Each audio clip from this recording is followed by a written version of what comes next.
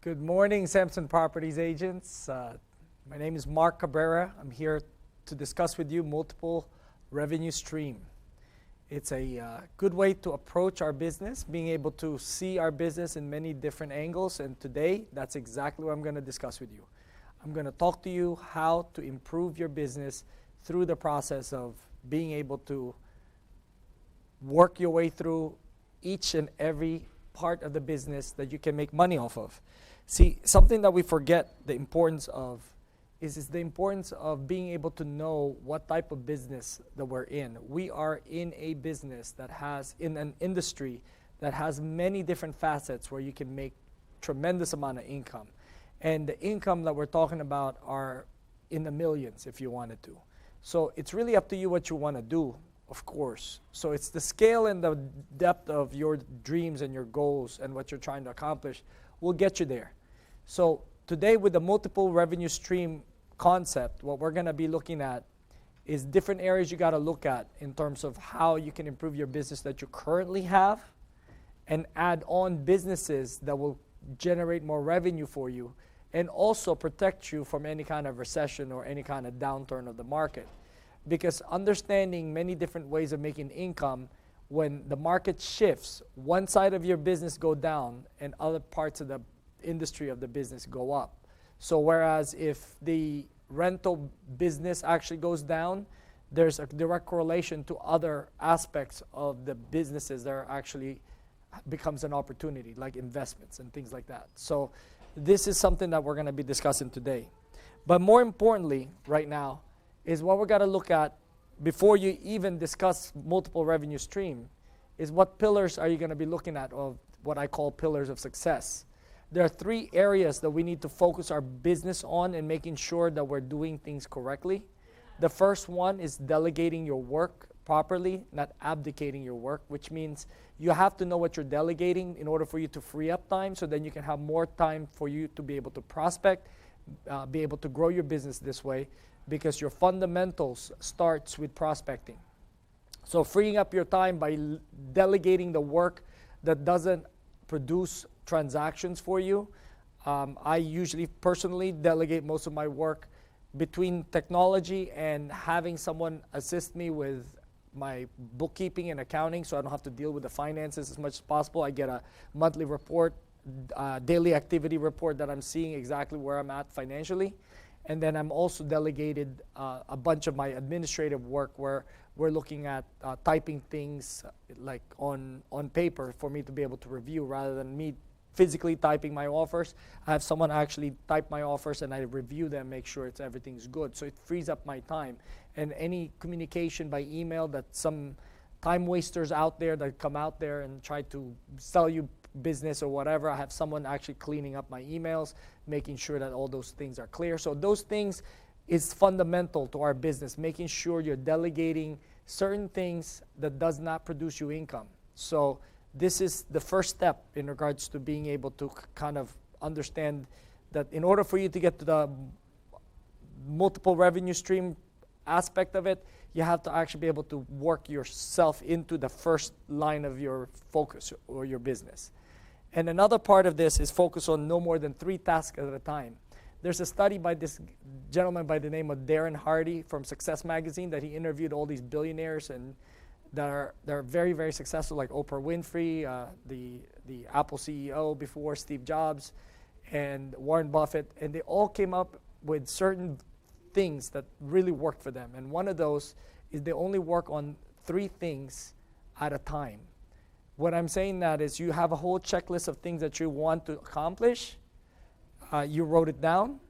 You prioritize the top 3 things that are most important for you to accomplish at that moment in time, and then you set aside the rest. What Warren Buffett does is he throws it away, and then he waits until he remembers those 3 important things after he's finished with the first 3, and then he writes a new list. And then after he makes the whole new list, he picks up the 3 and he throws the rest of the list away. And the reason why he does that, apparently, is because if it's not that important, you won't remember it. So the idea there is being able to remember what's important to you and at that moment in time that you need to take care of. And the most important part of what most successful people have in their character trait is being able to implement plans that they put together and implement plans that directly relate to improving their business. Because a lot of the times we create plans, but it's the plans that we have written down does not really take us from that point A to point B direction. It limits us in terms of what we can accomplish. So what it does is it pulls away time away from the things that are important, and it takes up time on the areas that are not as important or not even actually important at all.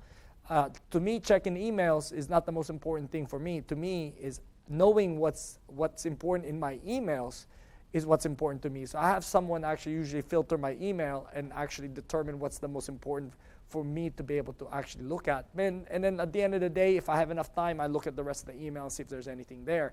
But most of the time, I have someone actually checking the most important areas of my business that relates to my business and that relates to relationships, because that's one of the things that are very important in my business, is the relationships that I have. And based on that, I work my way through and saving myself some time. So focus on no more than 3 tasks at a time. This is a good concept to actually kind of keep in mind in the back of your mind so that you don't get overwhelmed as well, because sometimes we get this whole overload scenario where we kind of freeze up and we don't know which one's going to be important, so we end up doing nothing. Well, we don't want to get there. We want to actually be able to focus on 3 things at a time. So that's the importance of this part. Be efficient with your time. Another thing is a lot of times we set up our schedules, but one thing that we don't do enough of is what I call time blocking.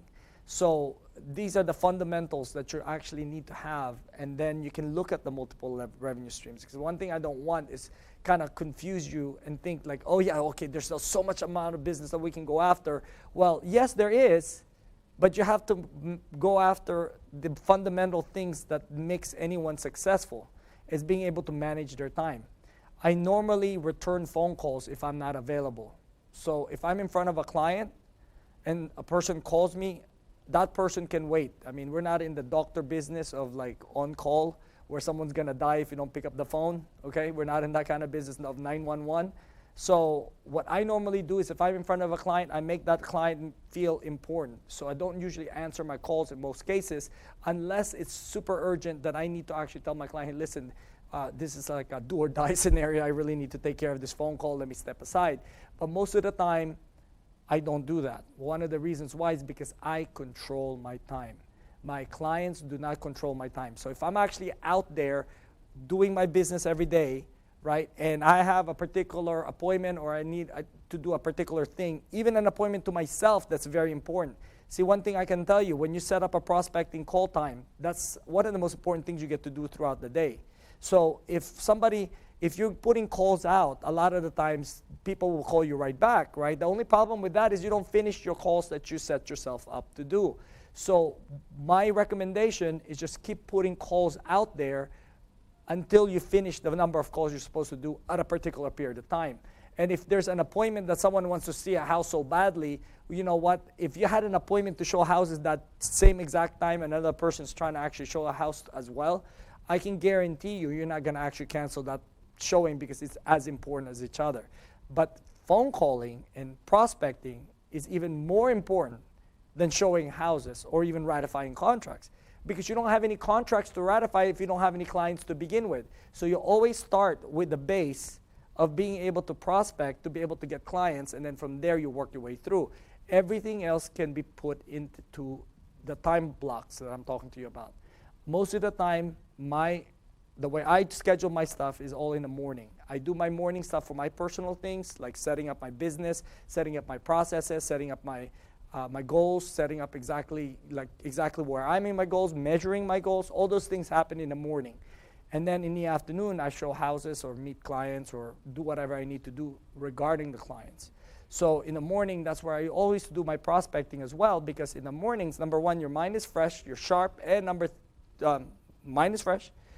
So you're sharp as you can be when you're making your phone call. But the other part of it is most people are at work. I want to catch their voicemail as much as I can, believe it or not, guys, because my ultimate goal is put my name in front of their minds. So when I say, hey, this is Mark Cabrera from Samson Properties, just want to give you a call and saying hi. I know we haven't spoken for a while, just wanted to see how you're doing. So just give me a call whenever you get a chance. That's it. That's my call. I don't actually tell them, oh, I got a property for you, da da da da da da. No, I don't explain anything to them on the phone. But if I want them to really call me back because we already I kind of know that they're looking for a house, I may actually bring up, hey, I came across a property I'm going to have interest in. Just give me a call when you get a chance. Now, the reason why I say I came across a property that you might be interested in, if that's the case, that they're actually looking for houses, and I'm not telling them what property it is because I want to make sure that they call me back. Because if I told them what the property it is, they looked it up, oh, they're not interested. They don't even call you back sometimes. So the most important part of your phone call is create an urgency for them to call you back. If they're planning on selling their property and you know that's going to happen pretty soon, just call them up and say, hey, this is Mark Cabrera. I know last time we spoke, we were talking about listing your property. I understand that. Well, I came across some new ideas that we could do to actually sell your property. If you notice, came across some new ideas. What is it? What is it? What is the new ideas? Well, call me back. Then I can tell you what the new ideas are. But if you don't call me back, then you won't know. So I leave it hanging. So it's like a carrot dangling. You're actually waiting for them to actually call you back. And the reason why you want to do that is because you want to stay on top of your work, on top of your prospects, on top of your clients. So that's the reason why the 2 hours are most critical. And if you are not having to do any 2 hour like time block where you're just going to make phone calls, I can tell you right now you're missing out at least on 50 to 80% of your business. Because the 2 hours on a daily basis that you're going to do will catapult your business to the next level. And if you're not actually making those 2 hours count and every single minute count, my average, the way I look at it, when I spend my 2 hours, I sit down and I do a 3-minute average on each and every person I call. So 30-second voicemail, well, guess what? I have more time for the next person that I can speak to for 5 minutes. So most of the time, if everybody's picking up their calls, I time myself. I put a timer on. No more than 5 minutes. 3 minutes is the minimum if I happen to someone pick up the phone. But if it was a voicemail, no more than 30 seconds. You know, ring, ring, ring, leave a message, quick message, and hang up.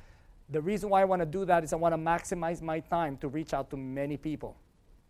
Another thing that I'm doing right now in terms of that, being efficient with your time, is I'm using an application on my phone to be able to text as many people as I can. So yesterday, I texted an invitation to 536 of my closest friends. And when I say closest friends, because I've been in touch with them for the past 20 years, and they've always gotten text messages from me for events that I do, except during COVID. And now COVID is not as, more people now are showing up to events. I did a public event into a park that we can actually meet up at a park. And then I invited every single person that's on my database that I know them, they know me, I've sold them their house, I know their kids, I know everything about them.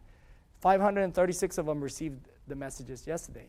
And the idea behind that is now moving forward for the next 2 weeks, I'm just going to be making phone calls, not to talk about real estate, but to let them know that the event's coming up, and I'm personally calling them to invite them. Why? Because it's the relationship is what I'm going after. And then since I've already taught them how to refer business to me, I'm also letting them know I'm still in the business. See, I haven't really been reaching out to them outside of holidays and greeting them, Happy New Year or Happy Easter or whatever event, Happy 4th of July. So usually every quarter they get an email from me. I don't text them that much, but my messages are very clear and very precise. So when people call me, they really thought that I actually texted them individually, just themselves, because when the text message arrived, it's just them, like I'm texting you, like individually. And the reason why I'm bringing this up is because I set aside 2 hours yesterday just to actually focus on that. I set up an hour actually focusing on how to actually create my budget for the following year. My budget's already made up this year, but I'm shifting certain things, so I'm actually redoing my budget, and I'm using a software on my phone. 90% of my work is done on my phone, believe it or not. Even DocuSign actually is done on my phone, and ZipForm is done on my phone. And people are like, how are you doing that? Well, I don't do the long, elaborate part. I get someone to actually do it on the computer, and then they actually usually let me know when it's done. Then I look through my phone and just review and make corrections and things like that. So to free up my time, that's my idea of actually being able. So then when you free up your time and you have delegation of work and you're actually only focused on 3 tasks, then, only then at that point, you can move on to the next part of the revenue stream. So focusing on one revenue stream, which is our basic of basic, which is our center of influence. So our center of influence is the easiest selling part of our business. That's the way you're going to sell your business to them, because you already built up trust to all the people that know you. Unless you are a terrible person, then, you know, like nobody likes you and nobody wants to be around you, then you may want to consider reading a book about that. It's actually, I always recommended this book, not the 7 Habits, but the How to Win Friends and Influence People, Dale Carnegie, all the way from the 1920s and 30s, that book, one of the first motivational books that was ever written. That person is actually related to Andrew Carnegie, and he interviewed all these wealthy people and found out exactly what made them successful. It's their attitude towards how they deal with people and how they influence people.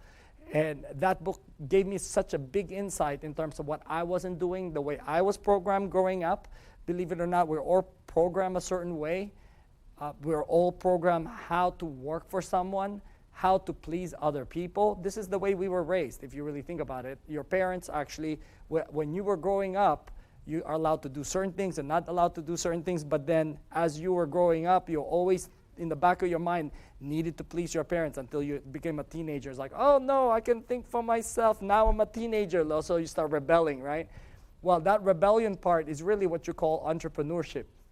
Because when you get tamed, like a horse, got tamed all the way to actually college, high school, then all of a sudden you got all this freedom that you didn't have before, and all of a sudden you're feeling like a wild horse. But then when you get to college, you mature a little bit more, and then you go back into that whole training program of working for someone. And 90% of us, or even 80 or 90% of us, are trained this way to actually please our boss, to please our teacher, please our professors. So this is normal. But when you break off of all that, okay, is about actually being able to develop yourself as an individual person that knows how to influence people, and that's where that book comes in.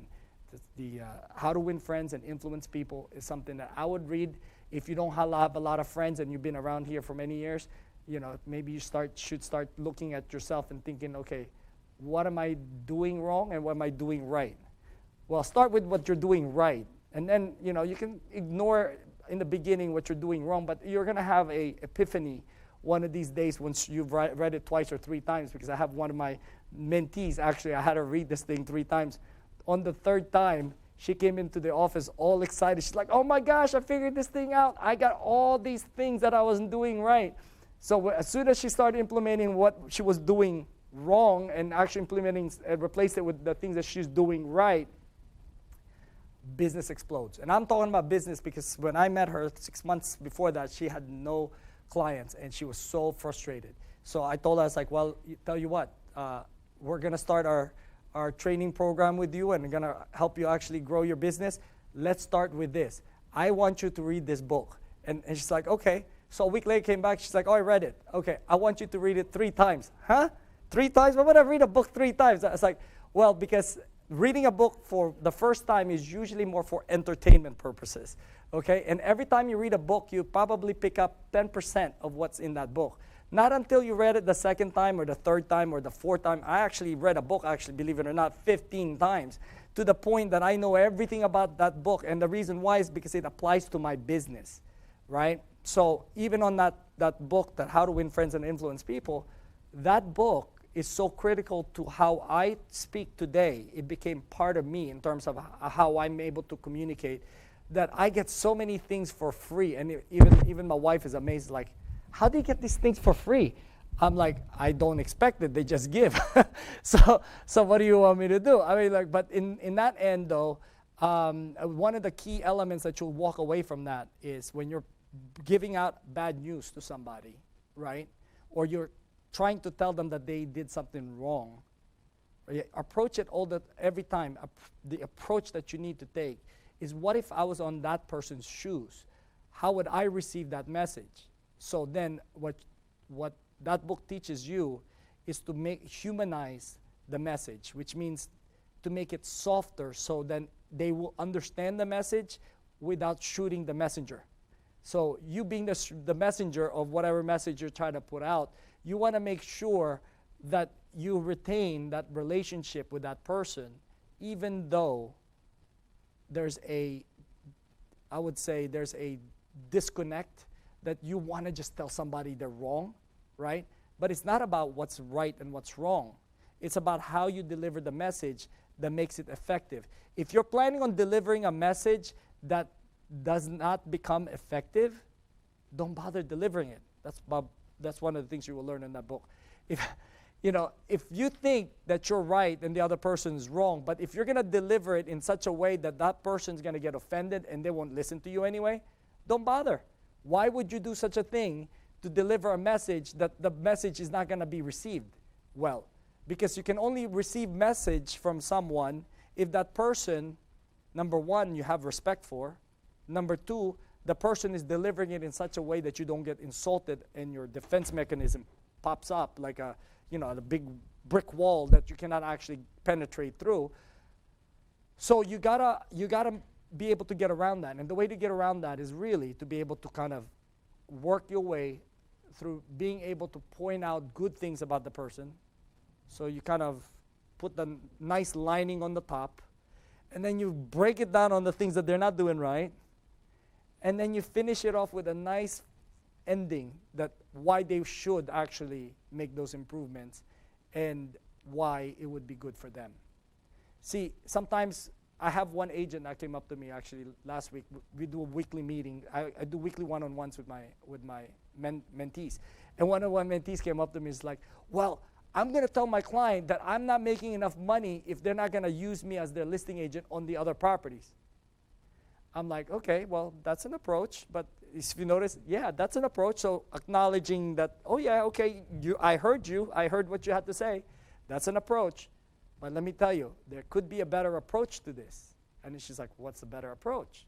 You see, I could have said, no, you're wrong. You shouldn't do that, right? That's how we were taught growing up. And like immediately your mom says, no, don't do that. Oh, no, don't do that. And they don't tell you the reason why, right? That's how we were raised. Now turning it around and actually understanding, okay, you could do that. So I acknowledge I hear you. I'm listening to and I'm hearing you. I can hear your frustration. Acknowledging and validating the other person first, what their position is. Whether it's right or wrong, it's irrelevant. You're not there to judge. Because the minute that you judge, the whole thing becomes adversarial. You remember, you're an advocate. So me as a coach, I'm actually an advocate of my agents. So when I brought that up, it's like, you could do that. I mean, that's an approach. But what if you do it this way? What if you do it in a way you let them know what the benefits are? Why they should list with you instead of looking at it from why it's not benefiting you. To be honest with you, your clients don't care if you make money or not half the time, okay? But they do care that you actually provide the service. That's really bottom line, especially business people. Some of the business people, they don't care if you make money. They care if they make money, or they care if they actually get their things accomplished, right? But you have to put it in a context where, and this is what I explained to her, it's like you have to put it in a context that when you are letting them know, like, hey, it would be better if you list the property with me. The reason why is because I'm already managing the project. So since I'm already managing the project, won't it make more sense for me to actually list that property because I know a lot more about the property than any agent you would hire, right? So that's the approach, right? It'll be beneficial to you for me to list that property because I'm already in that property, I'm already in the project, I know what's going on the project, so therefore, it's a good thing for me to actually pursue, to be able to list that property. So the approach is different. So that's what that book is all about. And the reason why I'm mentioning this to you is because it's the importance of understanding that personal development has to be part of your growth.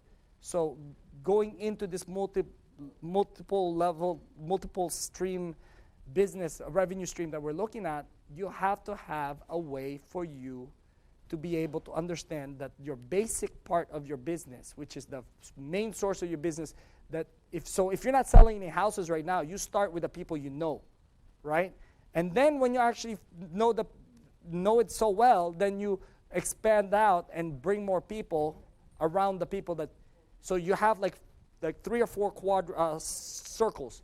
The circle of influence, the people that really know you and you know them, they trust you, they like you. And then outside, the people you've met, they don't trust you yet. And then the outside of that, the people you haven't met, you spoke on the phone. And then outside of that, basically, you don't know them at all. So it's like there's 4 layers. And what your goal is to put everybody into that center layer of they trust you and they like you. So ultimately, your business runs much better that way, because if you run it from the outside where some people like, oh, I'm putting out the best marketing thing, I'm going to actually put out this Facebook, social media stuff, I'll have a book written up and market that and all that stuff, right? You're dealing with the people you don't know outside. But if you're not capitalizing on the people you know inside already, you're tapping into a 20% spending 90% of your money, where you can actually tap into the 80% of your business and spending no money. Wouldn't that be better? It's more efficient and more essential for you to be able to run your business more efficiently, right? If you are not spending any money, but you're tapping into 80% of your market that you actually can bring in clients right now. Whereas people are actually starting off. So some of these agents that I've been mentoring, they were being taught to like put out these mailers, put out this email stuff, social media, spend money on this stuff, spend money on that stuff. And then in the end, they don't make any income. And they're like, oh my gosh, why am I not making any income? Well, you know why? Because you're tapping into the outer layer of your circle that they don't know you, they don't trust you, they don't like you. They don't like you because they don't know you. And they like someone else better than you because they're probably further into the circle of other people than you. So that's the most competitive part of the market. The ones that do very well on the outside circle of that thing I just explained to you are the ones that have been in the business for a long time, and they can actually like exert their effort into that and saying, hey, I'm an expert in this. Look at all the houses I've sold. Look at my accolades. Look at the. You can't compete with that. I mean, as a matter of fact, to me, the way I look at it, why compete with that? When you already have a circle of friends, and then go outside of that circle of friends, and then now you have people you've met that you actually have not really gotten to know, get to know them. Because every person that you know will know 3 people that want to buy a house or sell a house in the next 12 months. So imagine if you have 536 people like me. I took a year off this year, actually. I barely did any marketing. I was just getting leads every week. Once or twice a week, I was getting leads, and I was closing transactions. So I'm closing transactions without having any efforts because I was focusing on what I want to do, which is basically motivational speaking. That's one of the things I'm doing. I even hired a coach for that. But I wanted to also do basically training and development. So this is what I've been my focus for the past year. But then at the same time, I'm getting clients every week because all these things that I've done the past 20 years is still paying dividends. And that dividends, without lifting a finger, without even putting a marketing, without putting any phone calls, actually generates about 2 transactions a month. Can you imagine if your marketing is actually done over time, and that period of time you built up to a certain level, everything is just going to come in. And that's how you close 92 transactions in 1 year. You know, this is exactly what I've done. And when I was with Remax in 2005, in 2008, the market crashed. I was making $600,000 a year. I mean, closing almost 62 transactions. So if you put it in a context of marketing, your base marketing level is your prospecting 2 hours every day, which this is what I'm exactly going back into. And you'll see the result in a few months. I'll let you know how it goes. See, I don't like talking the talk. I will walk the walk. And I'm putting this out there to you guys that my organization in the real estate side is going to kick butt this year because I'm going back into it. I'm back on. Put it this way. So mastering yourself. This is basically where it boils down to. Learn to be disciplined. One thing I can tell you, people want to succeed in this business and they want to actually get this, understand this revenue stream and all that stuff. This stuff is not going to help you if you're not disciplined enough to show up.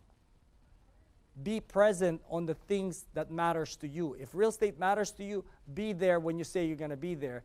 Be there at appointments when you're supposed to. Be there on your appointments to yourself, even when you're not on the top of, or your game in terms of your health or whatever. I mean, I've shown up to coaching sessions at 7 to 9 a.m. and I'm like completely in bed sick, I don't put on my video thing on Zoom, but like, yeah, like rah, rah, rah, rah, rah, rah, keeping everybody actually excited about everything. But man, I'm like miserable inside, but that's what it takes. Discipline is the consistency that you put into your business, even if you don't feel like it. Because not every day you will feel like working. Not every day you feel like you want to actually do certain things. Not every day you feel like making prospecting call, right? So short-term sacrifice for long-term gain. This is what we call delayed gratification. Welcome to the business of real estate. We are all about delayed gratification because whatever you do now, you won't actually feel it until 3 months from now. You don't do anything, you're unemployed from now to 3 months from now. And then after that too. Another 3 months before you start making money. So if you want to start making money now, then you should actually do prospecting now. You should actually be able to have appointments now. One thing I can tell you, set definite set definite productive activities on a weekly basis. One of the things I set for myself this week, which like I told you, I'm ramping back up, is 5 appointments every week. 5 appointments. I start small and then work my way through the process. Just like anything else that I wanted to achieve. Like 3 months ago, I wanted to lose 20 pounds in 1 month. Well, I hit that goal in 1 month. I lost 20 pounds and 13 pounds of fat and like 500 calories a day. Ridiculous. But that's what I want. So this morning, I stepped in on my weighing scale. I'm actually even 3 pounds lighter than I was like 3 months ago, which I know I can maintain it now. See, the biggest problem most people have, they lose the weight so fast and they gain the weight so much more afterwards, right? But it's the discipline. It's the whole idea that I sacrificed that 1 month that I actually did that thing that I was doing to lose that weight to actually have a gratification of being able to see my six-pack on a freaking, like, yeah, that's me, man. I love you, man. I love you. And you know why you want to actually do that? Is because you want to, number one, if you want people to love you, you have to love yourself. If you want people to respect you, you have to respect yourself. If you want people to look at you as a professional, then behave like a professional and have that confidence as a professional, because people buy into confidence. We are not selling houses. I keep telling you guys this, and please, when people ask you, oh, how is the market? People always ask these questions when you're in real estate, like, oh, you're in real estate, how's the market? I mean, it's like a natural thing that just spits out of their mouth, like, how's the market? And I'm like, okay, what I would answer on that question, how's the market? My answer to them is, what are you looking for in the market? Huh? What are you looking for in the market? Oh, okay, you're looking for what, an up market, a down market, going sideways a market? What kind of market are you looking for? Because I can tell you right now, whatever market that you're looking for, it's still out there. The only question is, are you ready for it? Because what does it matter if I answer your question, right? If the answer to your question doesn't actually create anything more than how's the weather out there? That's essentially what that person is asking, right? But when you ask these questions, like specifically, like, what are you looking for in the market? Oh, I'm looking for the market to crash. Great. So what exactly are you looking to do? Oh, I'm looking for investment properties where I can actually flip houses. Great. We don't have to wait for a market like that. We can already take advantage of that market of what we have right now and pick up properties that are actually below market value and resell it afterwards. Oh, I'm looking to rent out my properties because I think the market is down. So it depends on what you're trying to accomplish, right? Exude confidence. Have integrity within yourself. This is stuff that you actually need to look into. Lead by example. If you're going to be growing, eventually you're going to have a team. Before you actually get into the multiple level stream, make sure your single level of stream is already producing at least 12 transactions a month. See, people want to actually know about this multiple revenue stream, but they haven't even mastered one of the revenue stream. You need to at least figure out how to actually make money on one. And even on one, you can make $300,000-400,000 a year, or even $500,000 actually on one revenue stream. Only delegate what you know how to do first. That's what you should delegate first. And no excuses, and hold yourself accountable. These are the things that are actually what is needed for this multiple level stream, multiple revenue stream. Now, mastering how to work. Learn to plan and execute the plan.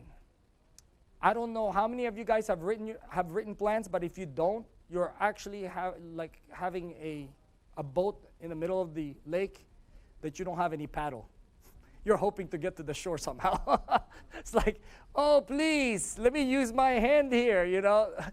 Before you actually even get into the boat, make sure you have a plan on what you're planning on doing. You're planning on fishing, make sure you have your fishing rod.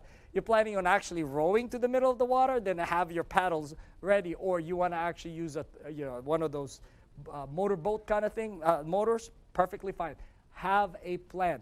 And if I were you, I would write the plan, because your plan is not based on your mood. Okay, so if you don't feel like it today, I'm not going to do it, because you don't have anything in writing. So your plan is just constantly changing in your head, saying, oh, today I'm not going to do anything good. I mean, I'm going to wake up at 12 o'clock because that's my plan as of last night. But 2 days before that, your plan was to wake up at 6 in the morning. You know, so the biggest problem most people have is they have plans, but they don't write it down to make it concrete. See, I express it out to people what I'm planning on doing. The reason why is because I feel like I'm going to get embarrassed if I didn't later on. So then now I actually burn my ship, and I'm going at what I'm trying to do. Don't be reactive, and be proactive. This is another thing that you got to think about, because without a plan, what you're going to have is reaction to whatever's out there at you. So what happens? You're full of distraction throughout the day. At the end of the day, it's like, oh, what did I accomplish? Oh, I went through Facebook. Oh, great. Oh, I went through this. And in the end, it's nothing productive, nothing that actually brought income to your business. Learn all the technicals of your work. This is mastery. What I'm saying that is because a lot of times we just want to wing it. Well, one thing is to wing it, and another thing is to take classes and really learn your trade. This is the basic that you're going to need to know. The best way to teach what you've learned. The best way is to teach what you've learned. So when you're looking at it from learning, when you start talking to someone else about it and start explaining it to another person, you're going to need to know your subject. And that's where you become a master at that particular subject area when you're trying to learn. It's much easier to learn when you have to actually teach it to someone, because you're paying more attention to it. Manage things and lead people. This is basically the basic of everything that we're doing to get to the point where your multiple revenue stream is going to work, because we got to focus on one, like I was telling you, and these are the things that's necessary to actually master one. Focus only on 3 tasks at a time, no more. Take action within 5 seconds of any hesitation. There's a lot of times you're going to run into situations where you feel like you don't want to do it because you're uncomfortable. Well, you have to fight 5 seconds to be able to act on it, because your brain will work your way through. It will work its way through not to do whatever task you're trying to do. So when you have any hesitation to make a phone call, just start picking up the phone, start dialing, and then start having that phone ring. The reason why you want to do that is because you want to make sure that the person picks up the phone or leaves, or the voicemail picks up, so then you don't have a choice now but to leave a message or to talk to that individual. Force yourself to move things along when you're uncomfortable, because you have a set of plans and you have to execute it no matter what. Because if you were to succeed in this business, it's because of the fact that you made it a priority. And think about this. There's 2 ways to look at it. If your motivation is to bring income home and change your lifestyle, right? Think about every single day that you don't spend time with that person that you care about, and think about what you're doing and not spending time with them. Whereas you could be spending time with them instead of working. Believe me, if the choices are that I don't have to work and I spend time with my kids and my wife, I would do it all day long. But if I have to work because I want to achieve certain things, then I would need to make that a priority and minimize the amount of work that I have to do based on the plans that I put together, which means I have a huge amount of plans, right? I'm going to truncate my time. And I can tell you one thing, the best years I've had in my business that I made the most money is the most vacations I've taken as well. The reason why is because those days that you're actually in town becomes more and more efficient because you only have a certain amount of time before you go on your next vacation. So having vacations to me is as important as having work. So if you're actually going to just be working your butt off, eventually you're going to burn out of the business. But if you work hard and you have a particular date that you're going to set for yourself to take a vacation to reward yourself, well, that part is anticipatory and you have a certain amount of time to get things done, and you will do it because you only have a certain time. Because there's a deadline that you set for yourself. That's why those years that took the most vacations are the most money I've actually made in the business, is because I had deadlines before I go on vacation that I took care of everybody. So that's another thing.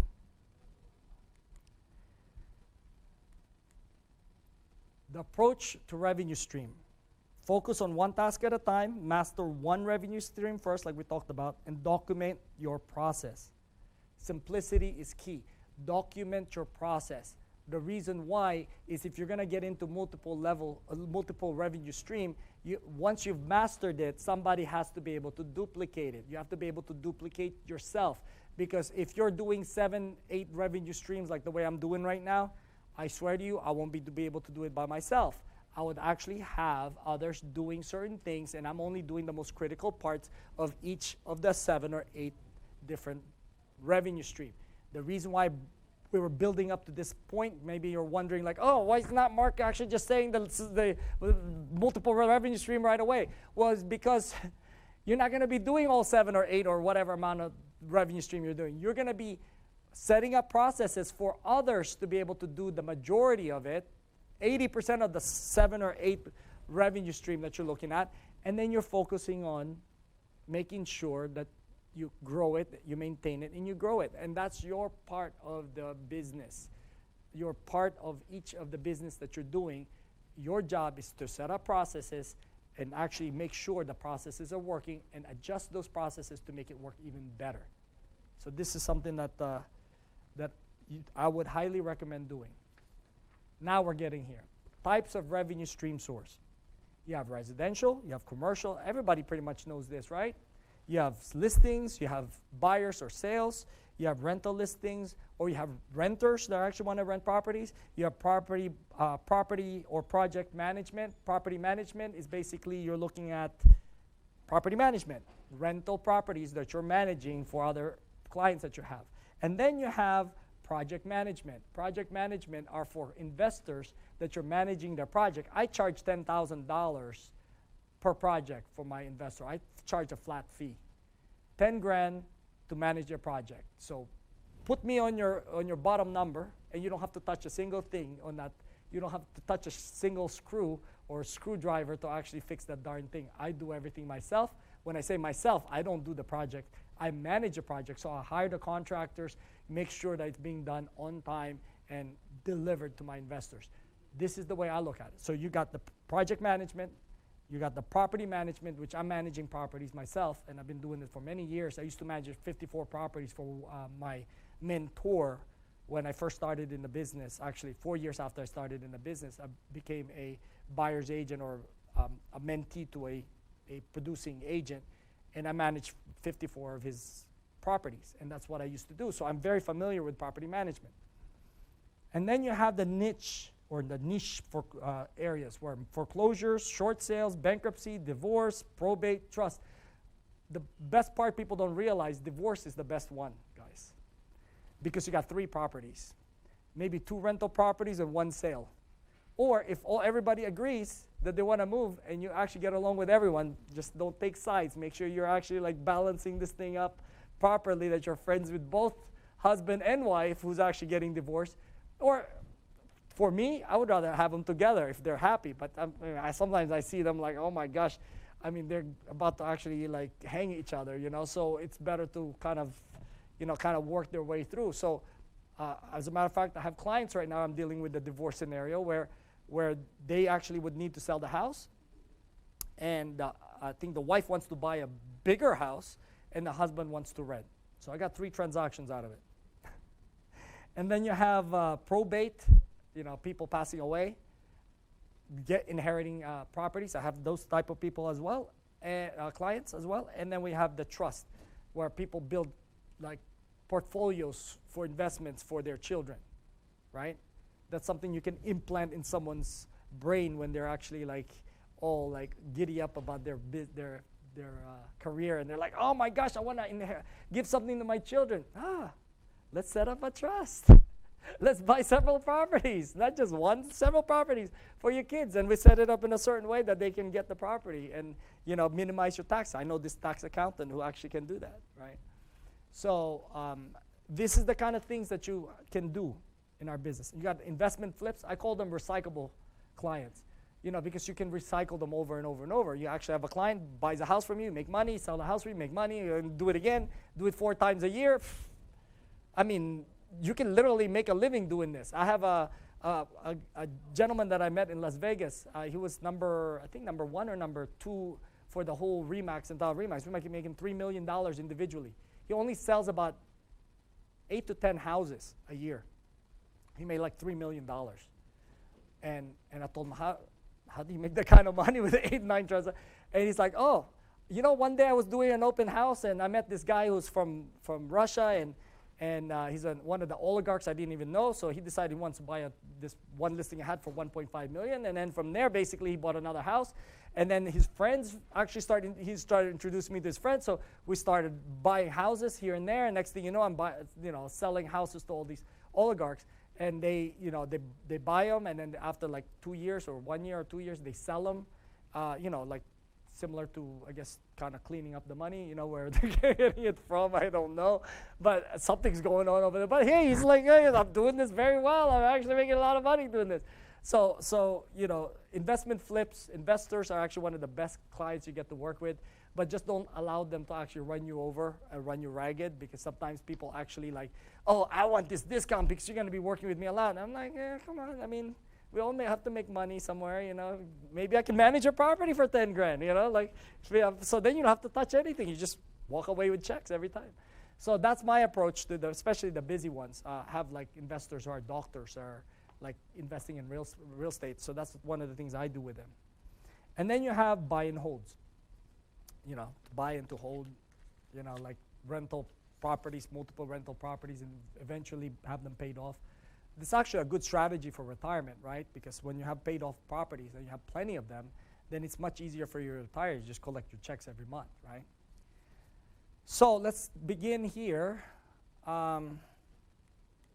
Residential or commercial, or both. You have the residential sales, like I said, we discussed that. On the commercial side, you have commercial leasing. It's decent amount of money. People make a living just doing that sometimes. Actually, I've met some people that are doing that, just making a living doing that part. And then you have like selling buildings or leasing out a whole building for a client. So you're seeing that a lot, actually, when you pass by some buildings, especially nowadays with the COVID. A lot of these places are empty right now because everybody's working out of their house. So it's a good business on the commercial side. And then listings, commercial, residential listings. There's different tiers of listings. You can actually go into the condominiums, and then you got actually townhouse, single houses, and this is the way I look at it from the residential side. And you have the single house, and then you have the upper end. The upper market, which is like the luxury market, which I'm also certified on that, is a market that I saw that I was like, oh my gosh, there's so much money to be made on there, but there's also so much expense to be spent on it. Because when you start hanging out with wealthy people, you better be darn wealthy, and your pockets better be deep. Because they'll be taking you to places that you never thought has even existed, and you'll be paying like money like you never thought you ever spent. I mean, one of the friends that I have, I actually hung out with in south of France. Oh my gosh, a glass of alcohol over there was like $45. And I was like, is that like $10 per ice that they put in there? That's how much it was. I was like, this is ridiculous. So we had like a dozen drinks. It was like over $400 or close to $500. Luckily, I mean, he's like, oh, no, I'll just pay it. I'll take care. I was like, okay, I'll take the next bill. So we actually took it up on the next bill, and I actually took him out. It's like a $60 dinner at a nice place, like normal place, not the place we were hanging out at.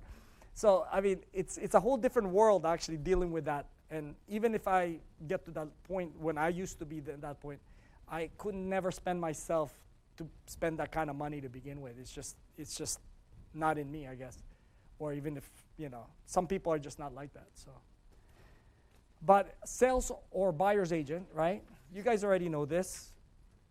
So I'm just gonna go through again. That's actually an area where the easiest entry to the real estate market is really being a buyer's agent or getting into sales. Why? Because you can hold these open houses, and some people will tell you open houses never work or it doesn't work. Hey, I just made like $31,000 in commission this year just holding my own open house, and actually sold my own listing because nobody wanted to do them. So I showed up to my own open house and sold my property. Great. Sorry guys, you didn't want to do open house. So open houses, if you can pick up open houses, makes a big difference, believe me. Rental listings. Rental listings, some people don't want to sell their property, right? They always have that option to rent it out. So I pick it up, I list the property, I sell the property that way. Perfectly fine. Easy stuff. You get usually around 60%. The most I do is 50-50 and 60, or, I usually don't go below like 35% because then the other agent doesn't feel like showing your property half the time. But some agents actually list the property like for a flat fee of $500 for the tenant agent that comes in, which to me, if there's a huge shortage, I guess it works. But then people look at you and they're like, okay, when I pick up this list, the first thing I'm going to check is this person paying me any money, because is it worth my time, right? So that's one thing that I'm being very careful of, making sure compensate people, for the value of the work that we do. So renting tenant agent, this is another part. People don't like this. I've seen agents turn this down because they say there's not enough money in it. Well, guess what? To me, anything is better than zero, okay? I mean, to this day, I can tell you that. Because even if I rented a property, but here's the thing, here's the key here. If you're gonna be looking at the value of your time, you have to look at it from how many hours you're willing to spend for a tenant. See, the way I look at it, I cap it at 3 hours. So if I get paid $1,000 or $1,500 for the work, I make $500 an hour. At the most $300 an hour, maybe $250. I'll still take $250. I think it's still worth my time. But if you put your time at $250 an hour, it's not a bad gig, right? So you don't feel so bad dealing with tenants. Put in a capped hours, and after that, basically, of course, you got to let them know, hey, listen, I cannot keep going out there. What I'm going to tell you from the beginning, let's look at properties that are the best possible properties out of the list I sent you. Pick the top 3. You're not going to live there forever. So just pick the top 3 properties and we'll look at it. So I show them the top 3, and usually that works. We're able to actually get the property. If not the top 3, then the next 3. But if you think about it, the list depends on what the kind of market we're in. The list is not that long a lot of times, especially nowadays. So they're going to like one of the 3. And then you just help them actually put the application together, and that's it. Simple as that. And most of the time they get in. Now, if you're dealing with low credit score tenants, just be very careful. If they're under 600, don't bother. It's going to be almost impossible for you to find anything for them, and let them know, let's work on your credit. I really cannot help you, because your credit's too low. Nobody's going to be taking your application seriously. We need to improve your credit. And then as the process they're improving their credit, encourage them, hey, listen, you can, looks like if you save up enough money, or we go into this 100% programs that, that my lender actually knows about, we might even be able to buy a house for you. So then you don't have to worry about finding a place every year or every 2 years when the landlord decides to kick you out because they want to sell the house or something, So that's a segue into getting a buyer. Tenants, you convert to buyers. Why not? I mean, geez, that's one of the easiest way to actually make money in the business, right? And plus, you're doing them a good service because you're helping them own the property. Now let's take a look at This is project or property management. Project or property management. So I discussed with you guys earlier, property management versus project management. I think it's kind of clear cut. But offer that service to your client, if you know, especially if they're investors, because if you get them dependent on your systems that work, right? You have a perpetuating client that will always keep coming back, because if they know they're making $20,000, $30,000 on each deal in 4 years, in 1 year, basically make $100,000, they'll keep coming back to you. And why not, right? So that's another part of the business that you can get into. So this is all the revenue stream that we're looking at now. Okay. Okay. Niche marketing. Foreclosures. Short sales, bankruptcy, divorce, probate, trust. I'll give you a little quick idea how to actually go into those areas. Foreclosures. What I would do, if I were you, go into LinkedIn or some place like that and type in asset managers. Those are the ones that are going to be managing assets for the banks. So once you figure out what the asset manager's name and information of where they are and all that stuff, right?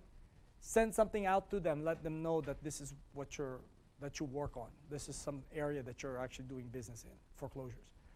If you had certifications, even better. If you have a minority status, even better, because minority status is something that, when I say minority, it could be or a veteran or minorities. Actually, they do a kind of like a preferential treatment per se for the people that are veterans or minorities. You know, just to be able to actually help them with the business, like the small business stuff. So the banks actually mandatorily have to have a certain percentage of their business that they're putting out there. If they're going to be listing properties, they have to actually send it to minorities so to keep it diversified. So what you do is you introduce your organization. If you're some type of minority, you can create a minority status scenario, then send that out to these asset managers that you've picked up from LinkedIn, right? Get them to know you before the market goes crazy. Because when the market got crazy, I actually have a friend of mine, I'm going to be having a happy hour with him like in a week or two. He was the one managing for one of the largest asset management company in the United States at some point. And he was telling me how crazy it got. I mean, you cannot even go to the bathroom without somebody slipping you a business card. I mean, that's how crazy it has gotten when the market was crazy for foreclosures.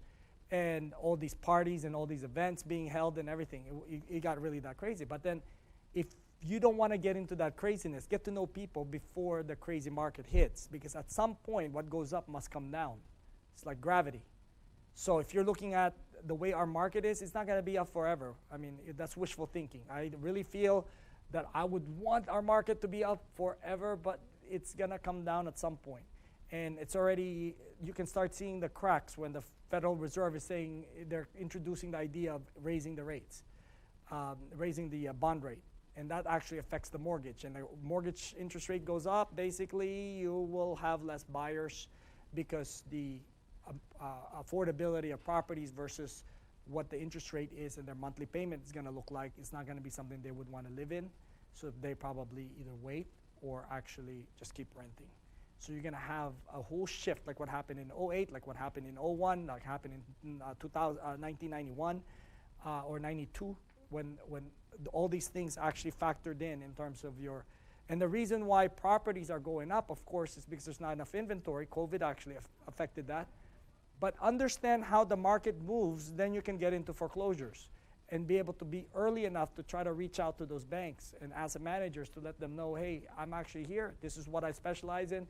When you start getting foreclosures, think of me. And then send them an email or whatever on a regular basis. Then eventually when the market shifts, you'll be one of the first ones in line. Because once there's a certain amount of agents are in line, they shut the doors and they're like, oh, we'll wait a little bit until we figure out what these agents are going to do for us, if they're going to do well. And if they do poorly, we get rid of some of them, and then we open it up for everybody else again. And that's what was happening when I was actually getting into it kind of late, which that's what I did in 2009, where the foreclosure market started in 08, actually even 07. So anyone who's on 07 was getting a lot of listings. One of my friends actually was getting at least about 30 listings a month. And he closed probably like a couple hundred listings. He broke 200 actually in terms of number of properties sold. And I know one person actually that's from Virginia that actually sold 600 properties in 1 year. Okay? So insane amount of numbers when you're looking at foreclosure, because one bank can assign you, 20, 30, 40 listings if you can handle it, right? So that's the idea behind that. You got the short sales. Short sales I got into in 06. And that's one thing that I can tell you about that particular revenue stream. It was very good because nobody wanted the business because it was too much work and it was too convoluted or too complicated. So with me, the way I look at it, when nobody wants it, I take it. I jump in when nobody wants to jump in. So I jumped in there. By 08, I was picking up actually 60 listings in 1 month. I mean, it got to that point and we got that crazy. And a lot of agents were getting out of the business. They were sending me their short sales. So I was like I was short selling a lot. I probably sold close to 250 short sales over the time frame of all the short sales when they started existing. Because in 06, 07, it was a lot more difficult to push short sales. But I'm familiar with it because of my accounting background, which I actually negotiated a short sale all the way from 1997 back then for a client, not as an agent, but as an accountant. And I was able to actually kind of, figure out where it was in the books, in the accounting books, to actually get it exempted, because normally you'll pay like a tax, what they call a forgiveness tax. So I figured out how to get rid of that. That's how I knew about the short sales way back when. And then you got the bankruptcies. I have an attorney that sent me about 15 or 16 clients that I closed already.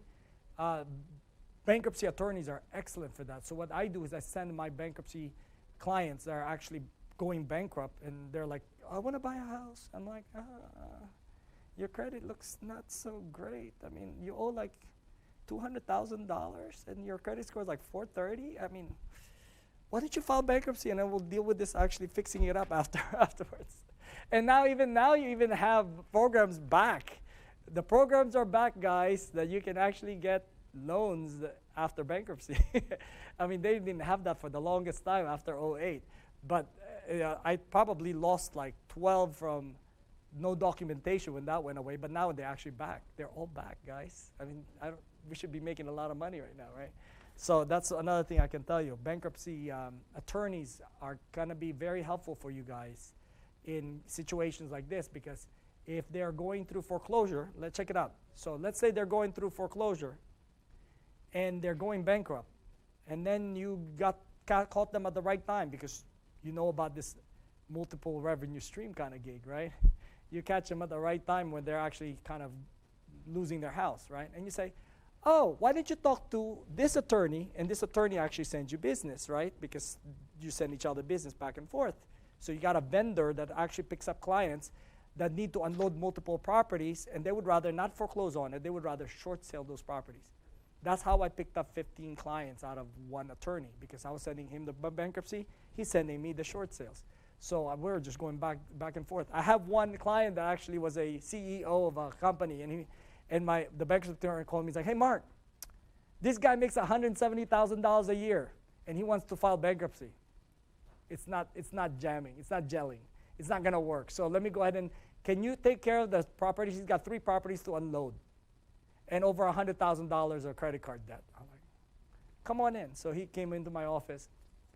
As a matter of fact, one of the things I did for him is I helped him negotiate his $120,000 like credit card to like paying it off under 20 grand. So we were able to pay the $20,000 to $120,000, and then I short sold all his properties basically, and he has one left, the one he lived in, and then he filed bankruptcy. At that point, it was much easier. It's like a Chapter 13, but he unloaded all the asset first, so then he won't be too much, to be paying into the reorganization. So you can restructure a client's finances through an attorney that knows what they need to do. And if that client has multiple properties to unload, you could be the short sale guru that will take care of that, and then you can get that business. And on the bankruptcy side also, some of the ones that are actually trying to keep their house are not able to keep their house, so it has to be sold. So at that point, you could be picked up as the listing agent of the trustee of the bankruptcy, whatever that situation is. So being able to be present on that particular like legal stuff is kind of nice because you pick up natural business. That's another niche that you can get into. And then I talked to you guys about divorce.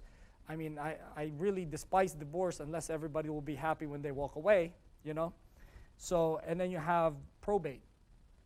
People passing away, wanting to sell their property. I'm working with a client right now like that. And then you have the trust. Like I told you, you can pitch the idea of the people that are making good income. They can invest in real estate and they can put it in a trust, so then they can actually buy multiple properties and have a plan to actually deed it to their kids later on, that kind of thing.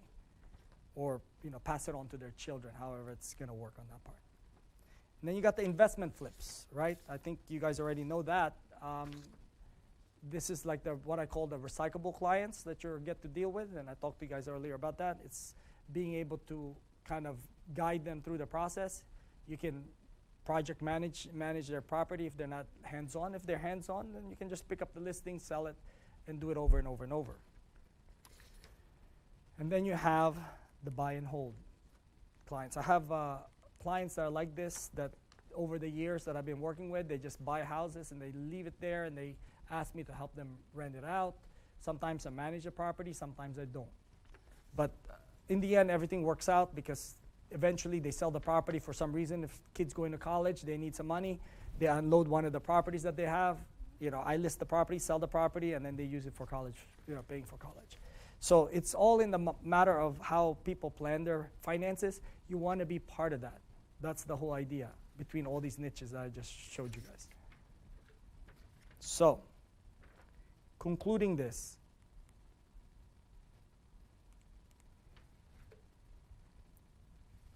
multiple revenue streams works, but you need to be able to get into the first basic one, which is the easiest one to go after. At the end of the day, I like picking from a low-hanging fruits first.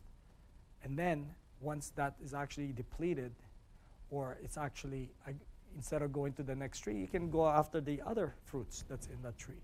So you can just don't have to move your ladder, to go to the next tree.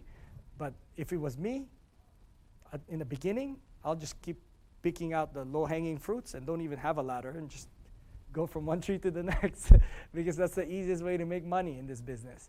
It's the people that you already know, the people that you already trust, that trust you, and the people that would want to work with you because you are a good person and that you will look out for them.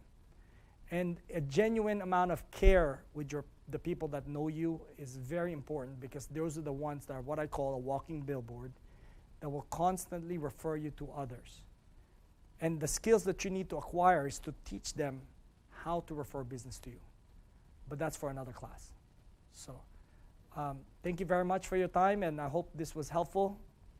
I know I didn't want to get into it right away in terms of the multiple revenue stream without giving you an overview of how to master one. And with all those things I brought up, hopefully you can grow your business, and I'm excited for you guys. Thank you so much.